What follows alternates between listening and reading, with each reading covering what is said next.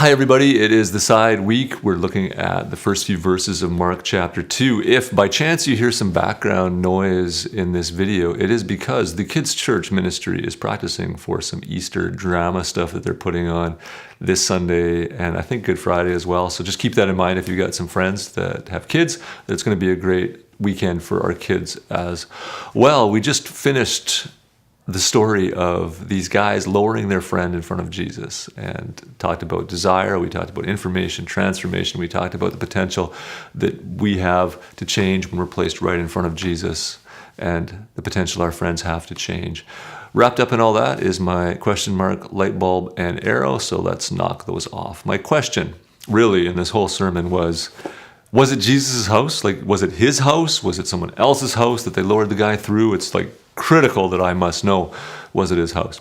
Actually, that's not my question. My question was probably more along the lines of, why is it that continuously myself and other people can miss the heart of what's going on because we're worried about Bible trivia like, was it Jesus' house? That's my question. My light bulb moment came when I realized that it's really about trust and desire. Do I really want to know Jesus in his fullness, or am I scared for some reason, holding something back?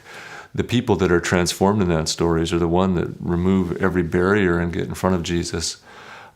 Now, true, at the end of the text, there's this hopeful seeming transformation of everybody, but at least on the front end of the text, there's the people that are literally moving earth to get to Jesus.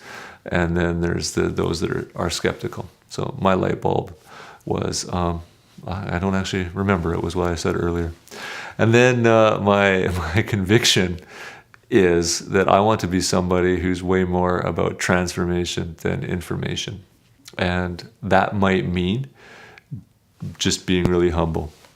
So I shared the story of going to that church where the pastor's in a $10 million house and the different ways of doing things, but having the humility to not have to be critical, but having the humility that would just have me say, rather than try and find what's right and wrong about this place, Jesus, what do you have for me here?